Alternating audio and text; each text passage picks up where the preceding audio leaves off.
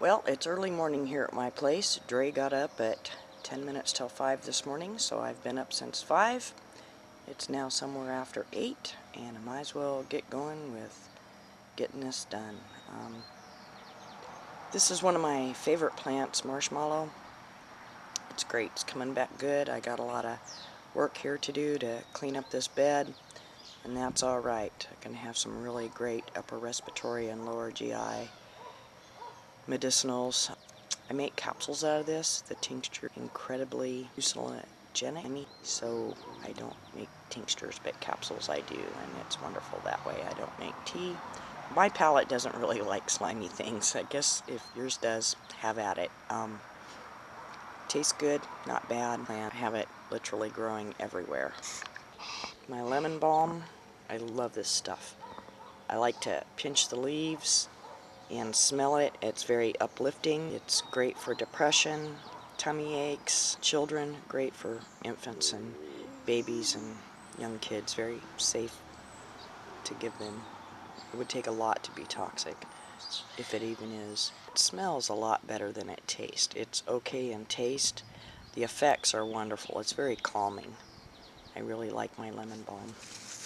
And I gotta really watch out. The snails and the slugs really like it too, and if I'm not careful, they'll log it down, cut it down. I gotta get them nasty things out of there. I guess we need them, but I don't know what for. They don't like them in my garden. They do help decomp in the woods, though. Down there, I have what I hope to come up are some artichokes. I really like artichokes. Then past that, some cleavers. I've added new dirt to all this, and so we'll see what happens here pretty quick. Won't take much longer and everything will be sprouting up really good. Here I have lemon balm. Again, it volunteered in here, but I have yarrow, my little baby yarrow. There's a saying in a book I read, and it says, where yarrow grows, there's a wise one that knows. I find that interesting. Pineapple mint. I really like pineapple mint. The smell of it is also very uplifting. Doesn't taste too bad. It's really delicate, furry. You can see it's really super furry on the back. Very soft. Smells great. Good in teas. I like to make oil because I like the smell. And I have a personal theory that if it smells too good to you and it makes you feel uplifted, then it's good for you and good medicine for you for aromatics. Got a lot of work to do here. I'll end up cutting these, what look like dead stems, down. I will wrap them in there, and it will get thicker.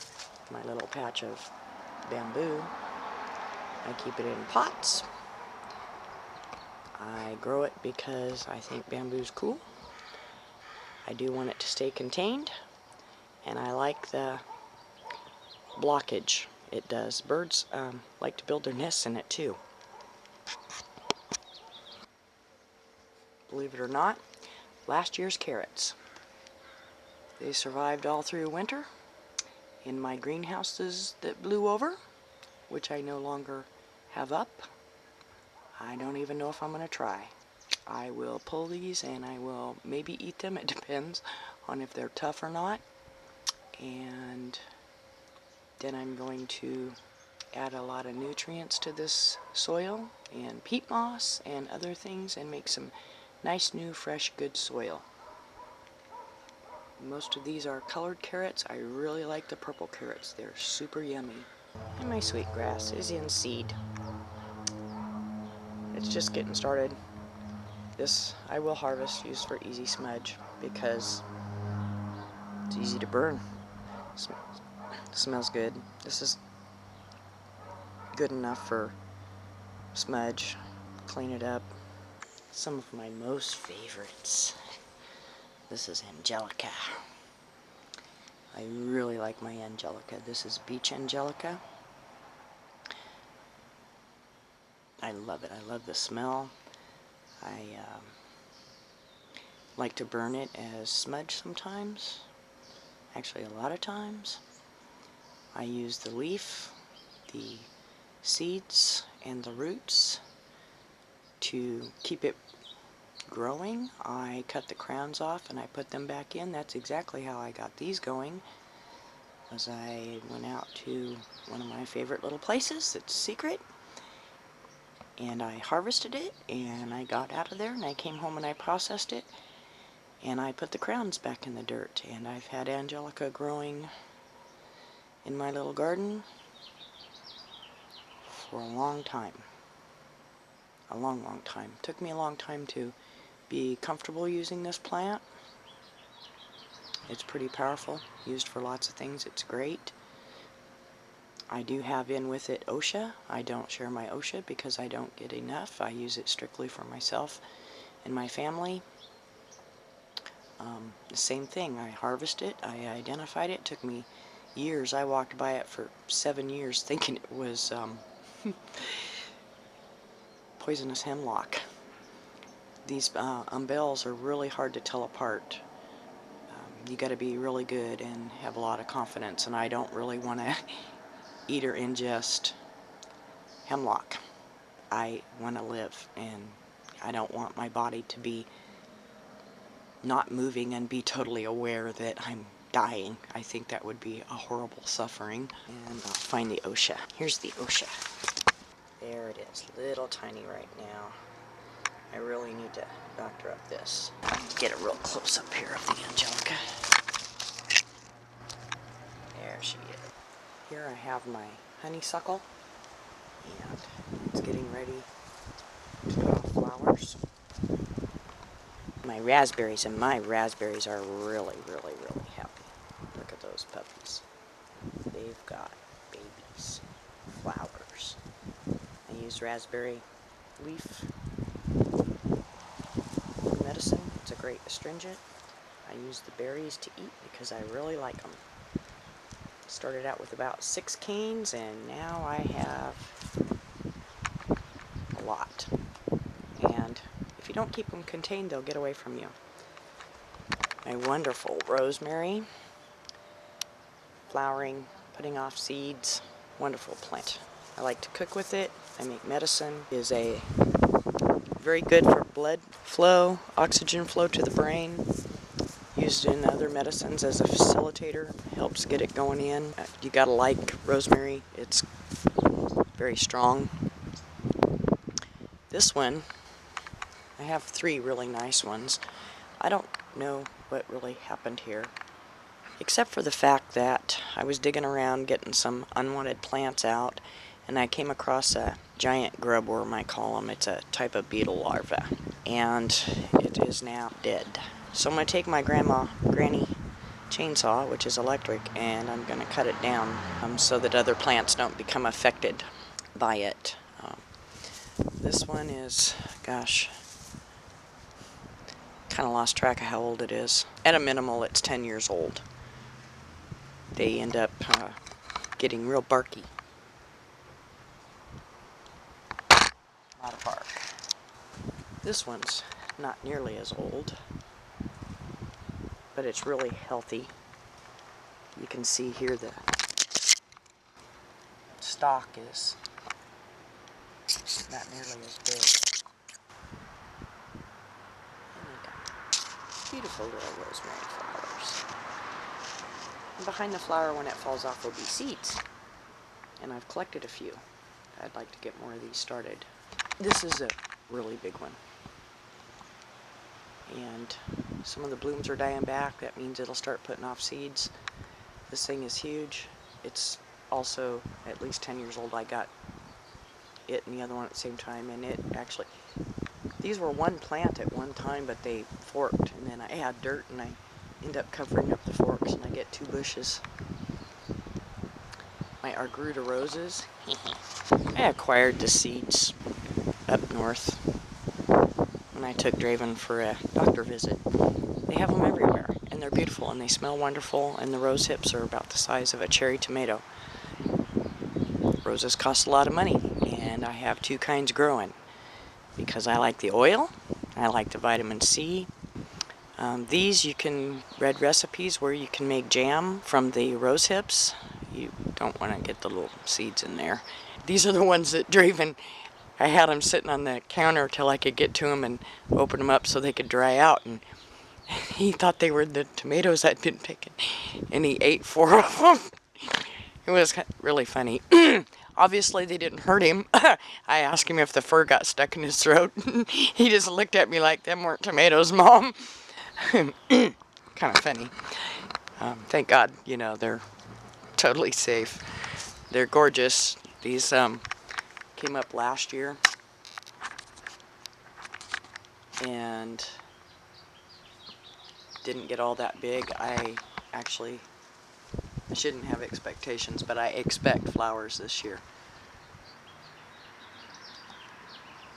Very, very thorny. You don't want to mess with these puppies.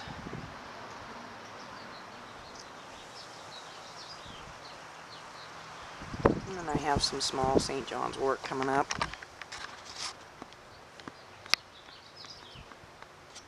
I like St. John's wort.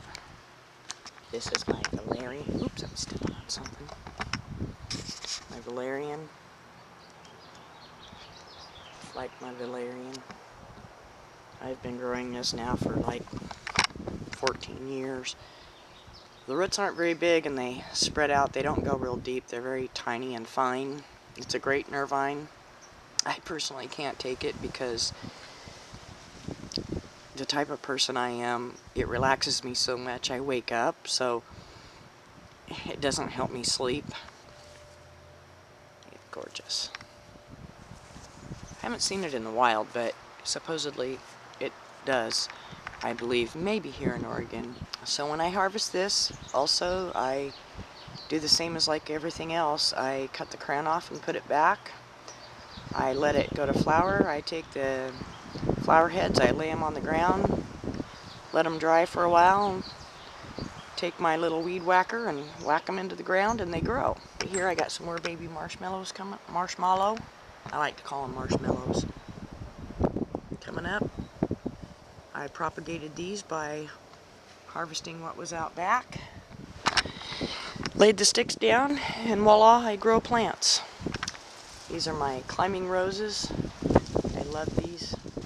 They've gone crazy. The rose is really tiny, very, very aromatic. Actually, I have 3 kinds of roses. For the rose hips that we're used to seeing. Feverfew, great for headaches and pain. Stinks, great for as a bug repellent.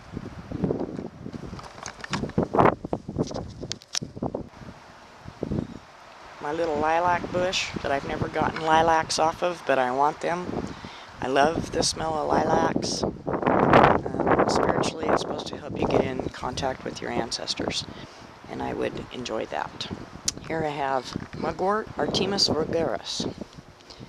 About 400 different varieties or species. I grow one. Here is some baby St. John's wort. When it gets bigger, I might be able to show the little whale pockets in the leaves. I don't think it's going to show up here. This should get about anywhere from thigh to waist high for me. I have a lot of it. I really like it. I make a tincture and oil. Add it to different things for pain. Sprains, bruises, pulled muscles. I honestly don't know what this is yet. It's been trying to grow up for 2 years, so I'm going to let it grow to see what it is. It's just really not sure. I gotta wait till it flowers to see what it is. Could be foxglove. Sort of kind of looks like it, but I'm not positive. Here I have little tiny baby comfrey. I actually did move it, but if you drop one little piece of comfrey root, you have comfrey. Another lilac bush, my second one.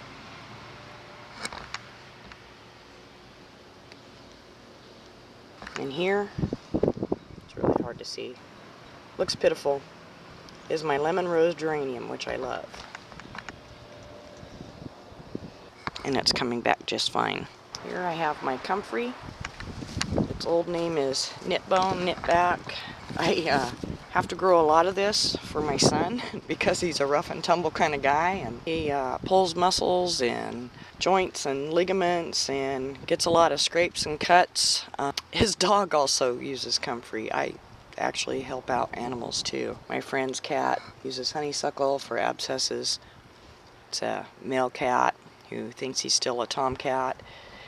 He still hunts and mices. He's 14 years old, and he ends up getting these abscesses, and she puts it on him or squirts it in his mouth or squirts it on the abscess, and in a couple days his abscess is absolutely healed up. Fantastic. My daughter started giving it to her little dog that has itchy skin, and she doesn't itch near as bad. Mugshot, my favorite customer, he's a dog. He's my son's dog. Is a 70 to 80 pound blue nose pit bull, gorgeous dog.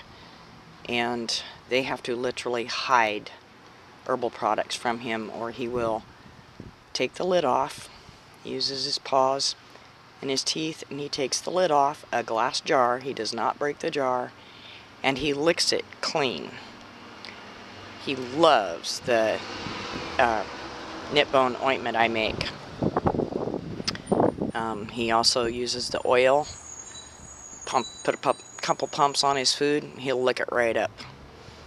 He does like lip balm and body balm, and he squishes his tube and gets it out, and he's constantly eating the kids' lip balm I give him, and I think it's really funny. A lot of animals get into the products and eat them. My mom's dog, her friend's dog, went to the bottom of her purse, little old tiny poodly type dog, and literally went for the lip balm and got it out and squished it out of the tube and ate it all. Down here I have mullein. This is about their second year. They'll grow up pretty good size. It's fantastic for the lungs. The leaf I use for tincture for the lungs, which I ran out of last year. I have some I'm going to press off. The flowers are great for ears and earaches, so I use the flowers to make oil and the leaf to make tincture. I use the roots also. I didn't harvest any roots this year. I do like to mix it in with the leaf. It's all great for the lungs. There's many other uses for mullein. It's a gorgeous plant. Mine grows kind of crazy. You definitely want to get your flowers picked off before the seed pod opens. When the seeds shake down, it sounds like thousands of grains of sand, and then you have mullein everywhere, and that's okay. I want to get a nice good shot of this mugwort.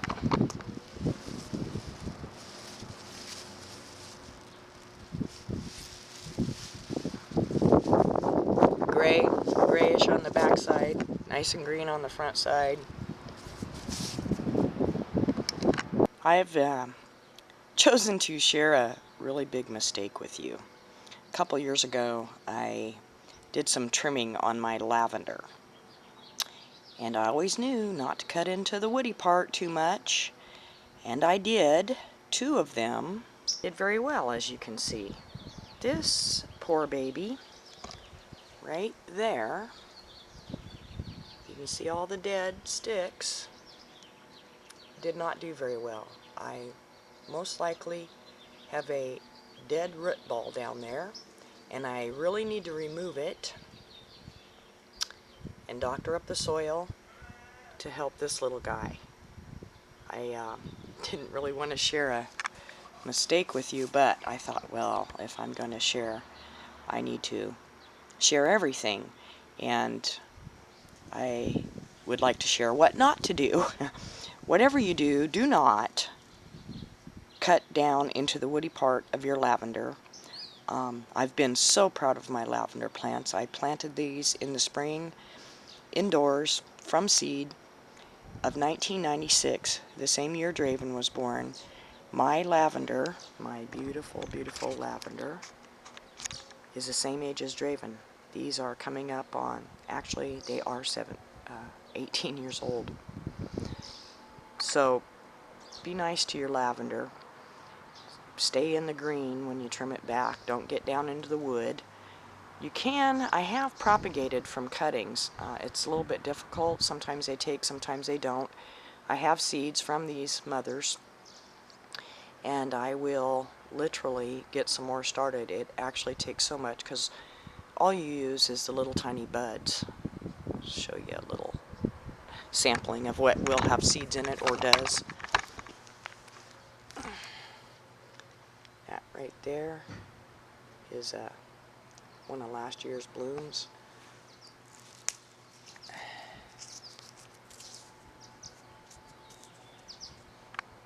Inside of here,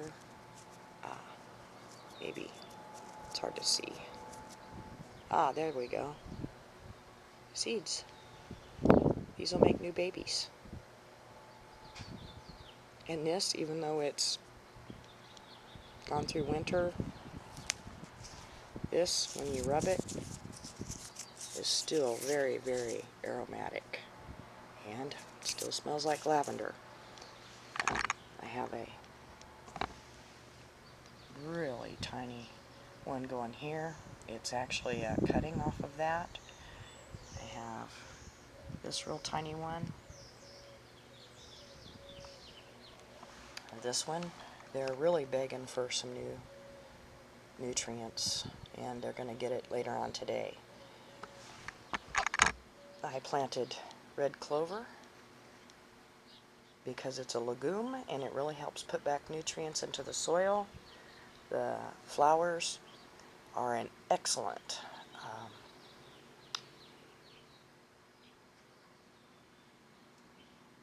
for helping with our blood cleansing, antibiotic, anti-cancer. This little flower is awesome. This is what the backside looks like. I am literally taking it out because the roots are massive and I don't want to choke my lavender out. So I will take it out. I will buy probably a couple pounds of more seeds and I will spread them in the lawn. So I will no longer have grass, I will have red clover. When it's cut, I literally cut it. I use it as it's a wonderful fertilizer. You put it in a bucket and you pour boiling hot water over it. I actually have a 5-gallon bucket over there. I fill the bucket, pour boiling hot water over it, let it sit for 3 days. It literally turns into fertilizer and it smells like fertilizer. And then I use that to water with to give them a drink of really good stuff. And then I take the plant that's been roasted and toasted and it goes in my plant recycling. So I just really wanted to share what not to do. Be nice to your lavender. Don't cut her. These were like, you couldn't get through them. And now I have other cuttings coming up.